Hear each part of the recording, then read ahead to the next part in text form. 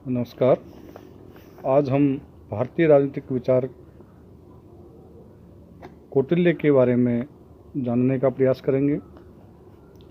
कौटिल्य न केवल विचारक हैं, बल्कि कौटिल्य अपने काल के महान कूटनीतिज्ञ और साथ ही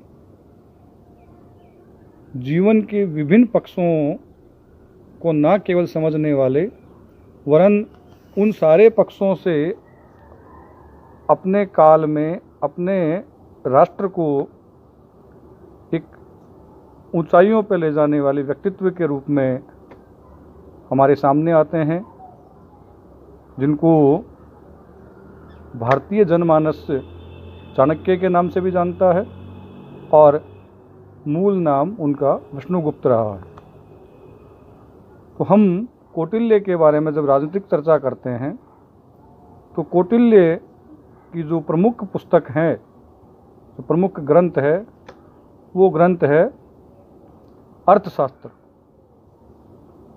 अर्थशास्त्र में राजनीतिक ज्ञान, मनुष्य के जीवन के उद्देश्यपूर्ण नियमन तथा मानवीय आचरण के समुचित नियंत्रण के लौकिक उद्देश्यों को स्वतंत्र महत्व प्रदान किया गया है। इसे अर्थशास्त्र क्यों नाम दिया गया है? क्या ये इकोनॉमिक्स का विषय वस्तु कौटिल्य ने रखा है? नहीं, ऐसा नहीं है। कौटिल्य ने मानवीय वृत्तियों को अर्थ की संज्ञा दी है तथा मनुष्यों से युक्त भूमि को भी अर्थ की परिधि में सम्मिलित किया है। इस प्रकार मानवीय आचरण और वृत्तियों तथा लौकिक समृद्धि की प्राप्ति, संरक्षण और उसके पालन के उपायों से संबंधित शास्त्र को अर्थशास्त्र की संज्ञा दी जा सकती है। तो पहला सवाल जो उठता है कि कौटिल्य ने अपने प्रमुख ग्रंथ को अर्थशास्त्र क्यों कहा है? इस बात से हम ये कह सकते हैं कि हम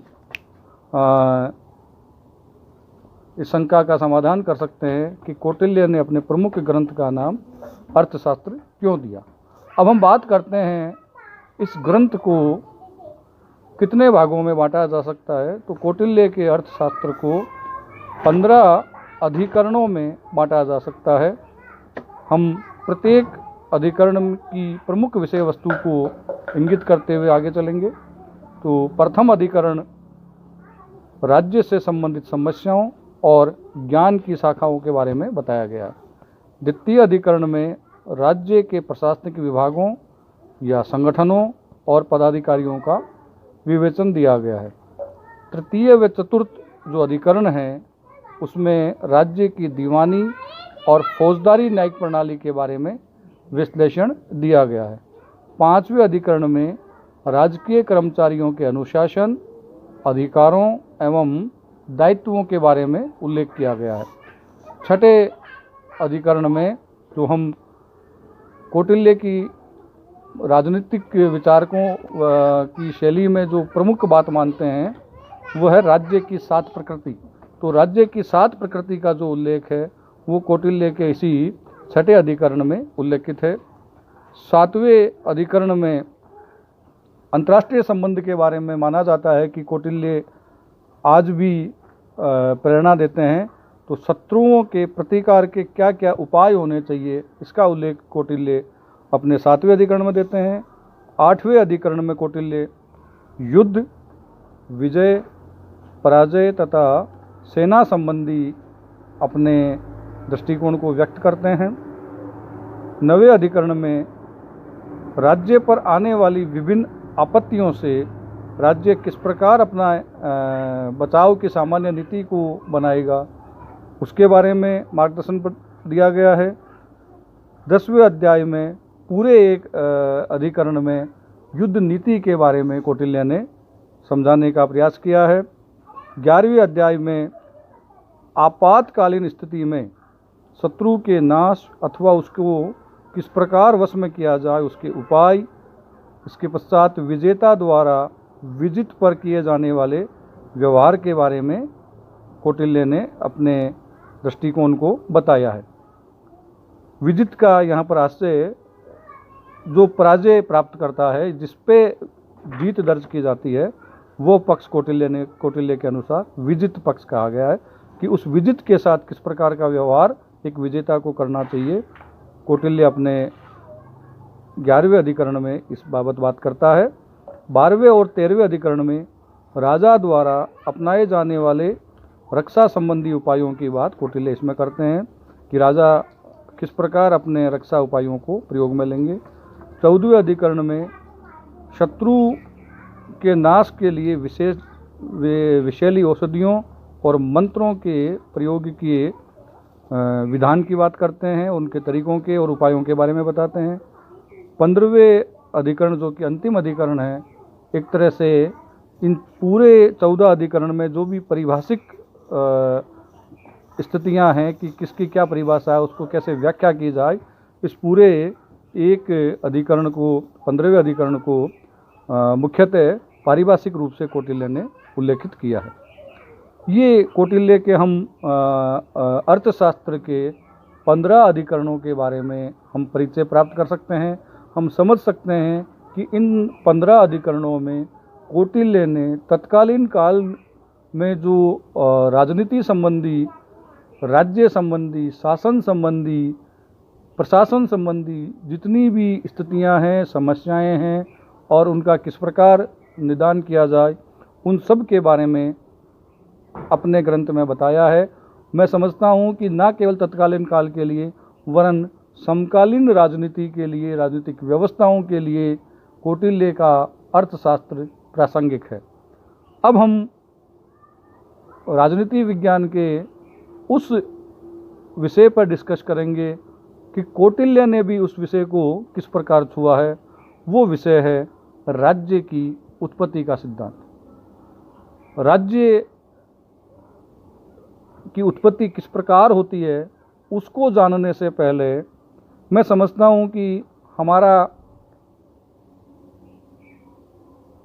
विचार इस बात पे जाना चाहिए कि आखिर राज्य होता क्या है, किसे हम राज्य कहते हैं।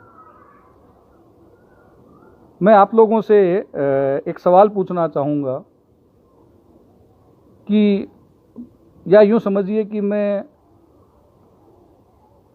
भारत और राजस्थान, दो नाम आपके सामने रख रहा हूँ और पूछना चाहूँगा कि इनमें से राज्य कौन सा है।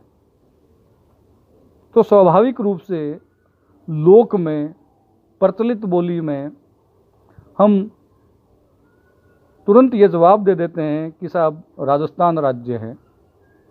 नहीं, ये गलत आंसर है। राजस्थान राज्य नहीं है।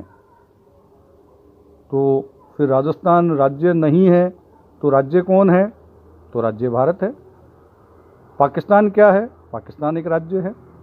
नेपाल क्या है? नेपाल एक राज्य है। क्या पंजाब, बंगाल, बिहार?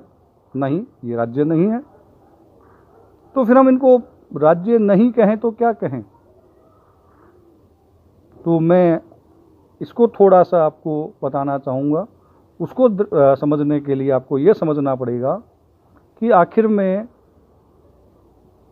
राज्य होता क्या है, किसे हम राज्य कहेंगे।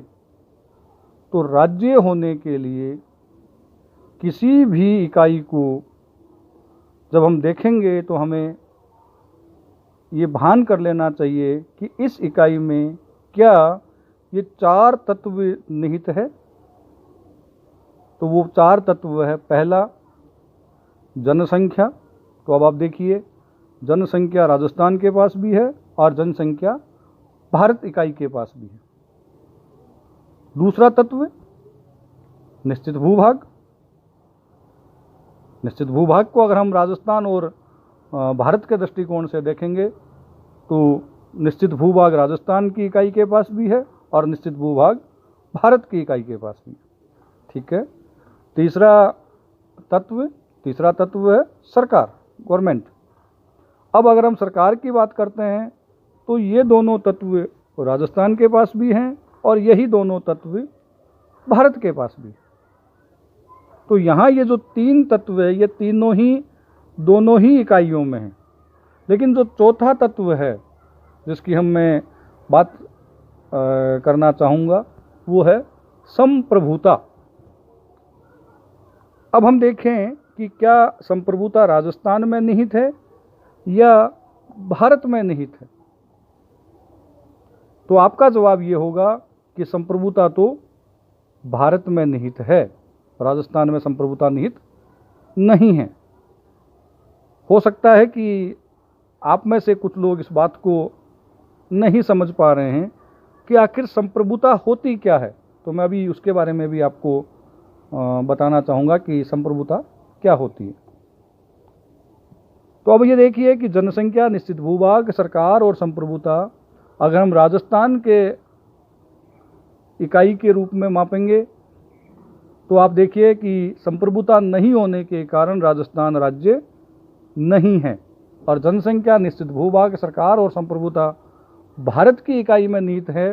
तो हम कह सकते हैं कि भारत अपने राज्य होने के सारे गुणों को पूर्ण करता है, अतः भारत राज्य है।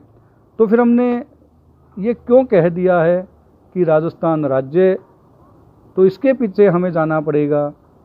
भारत का जो गठन है वो संघात्मक शासन प्रणाली वाला देश है, और संघात्मक शासन प्रणाली में प्रांतों को राज्य कह दिया जाता है, वो राज्य नहीं होता है। राज्य तो वही इकाई होगी जो संपूर्ण प्रभुत्व संपन्न एक इकाई होगी, जो संप्रभुता जिसमें निहित होगी। संप्रभुता क्या है तो उसको आप देख लीजिए। वह व्यक्ति या संस्था जो आंतरिक और बाहरी रूप से स्वतंत्र हो, वह सबको आदेश देने की क्षमता रखती हो तथा स्वयं किसी के आदेश मानने को बाध्य नहीं हो, वो व्यक्ति या वो संस्था संप्रभु है। तो आप स्वयं देख लीजिए कि क्या राजस्थान के पास ये स्थिति है? नहीं है। क्या भारत के पास ये स्थिति है? बिल्कुल है। तो संप्रभु संस्था कौन सी हुई? भारत। संप्रभु संस्था कौन सी हुई? America, United state of America. संप्रभु संस्था कौन सी हुई? नेपाल। संप्रभु संस्था कौन सी हुई? पाकिस्तान। संप्रभु संस्था कौन सी हुई? बांग्लादेश। राजस्थान, पंजाब, हरियाणा, उत्तर प्रदेश, गुजरात, महाराष्ट्र, ये सारी संस्थाएं जनसंख्या, निश्चित भूभाग और सरकार रखते हुए भी संप्रभु संस्था ना होने के कारण ये सारी संस्थाएं इकाइयां हैं भारत की, और इन इकाइयों को राजनीति विज्ञान की दृष्टि से प्रांत कहा जाएगा, न कि राज्य। हम आगे भविष्य में बात करेंगे एकात्मक शासन प्रणाली और संघात्मक शासन प्रणाली, तो आपको और ज़्यादा क्लियर हो जाएगा कि राजस्थान राज्य नहीं है, राजस्थान प्रांत है, फिर भी इसको राज्य क्यों कहा गया है। अभी हम कौटिल्य के बारे में ही बात कर रहे हैं, बीच में ये प्रसंग राज्य का आ गया, और ये ज़रूरी था कि हम सबसे पहले राज्य को जानें और समझें। तो कौटिल्य ने राज्य की उत्पत्ति का कौन सा सिद्धांत दिया है? तो राज्य की उत्पत्ति के विभिन्न सिद्धांत होते हैं। हम थ्योरी में ये पढ़ेंगे कि राज्य की उत्पत्ति कैसे होती है, उसके कौन से सिद्धांत किस विचारक ने दिया है। हम कौटिल्य की बात करें तो कौटिल्य ने राज्य की उत्पत्ति के समझौतावादी सिद्धांत का संकेत किया है। संसार में अराजकता विद्यमान रहने की स्थिति में भयंकर दुखों और निरंतर असुरक्षा की भावना से पीड़ित होकर जन समुदाय ने मनु के समक्ष उपस्थित होकर उनसे राजपद को धारण करने की प्रार्थना की। अर्थात मनु ने स्वयं ने राज्य की दैवीय उत्पत्ति का सिद्धांत दिया था, यानी राज्य का निर्माण ईश्वर ने किया है। जबकि कौटिल्य यहाँ क्या कह रहे हैं कि जनता स्वयं, जन समुदाय स्वयं मनु के पास जाते हैं और उनसे प्रार्थना करते हैं कि आप राजपद को धारण कीजिए, अर्थात आज से आप हमारे राजा हैं और हम आपके प्रजा हैं। और साथ ही जब वो प्रजा हो जाती है तो प्रजा ने मनु को आश्वासन दिया कि इसके प्रतिफल में, यानी आप अगर राजपद को धारण करेंगे और आप अगर हमारी सुरक्षा करेंगे, आप अगर ये संसार में जो असुरक्षा की स्थिति है उसको समाप्त करेंगे, तो उसके प्रतिफल में प्रजा के रूप में जनता शासन के प्रति सदैव आज्ञाकारिता का भाव धारण करेगी और राजकीय खर्चे के रूप में कर की अदायगी करेगी। यानी समय समय पे राज्य और राजा के द्वारा जो कर लागू किया जाएगा उस कर की प्रतिपूर्ति प्रजा करेगी। अर्थात ये दो तरफा एक समझौता है जन समुदाय के बीच में और उसके राजा के बीच में, कि राजा सुरक्षा देगा और प्रजा उसे आज्ञाकारिता के भाव के साथ कर देगी। अगर कहीं भी समझौते में एक पक्ष समझौते से पीछे हटता है तो दूसरा पक्ष भी समझौते से पीछे हटने के लिए स्वतंत्र है। अर्थात ये जो कौटिल्य ने जो राज्य की उत्पत्ति का सिद्धांत दिया है ये देवीय उत्पत्ति के सिद्धांत से अलग है, क्योंकि देवीय उत्पत्ति में राजा और प्रजा दोनों ही देवीय आदेश से बाधित हैं, बंधित है, अपना स्वतंत्र निर्णय नहीं ले सकती। लेकिन यहाँ पे कौटिल्य एक तरह से प्रजा को और राजा को एक दूसरे से समझौते के आधार पे, बराबरी के आधार पे बताने की बात करता है। यही बात जब हम आधुनिक राजनीतिक विचारकों के बारे में बात करेंगे तो हॉब्स, लॉक और रूसो, जिनके बारे में आप लोगों को, जिनके नाम से आप लोग अवगत ही हैं, हॉब्स, लॉक और रूसो जो महान समझौतावादी विचारक माने जाते हैं, मैं ये बताना चाहूँगा कि हॉब्स, लॉक और रूसो से बहुत पहले भारतीय राजनीतिक विचारक कौटिल्य ने समझौतावादी चिंतन को अपने नए रूप में रखा है। दिखने में वो कभी कभी देवीय उत्पत्ति का सिद्धांत की बात करते हैं, लेकिन राजनीति विज्ञान की कसौटी पर अगर उसको हम परखेंगे तो वो सामाजिक समझौतावादी सिद्धांत के नज़दीक है। अब हम बात करेंगे राज्य के अस्तित्व का प्रयोजन और संप्रभुता कौटिल्य ने किस प्रकार विश्लेषित की है।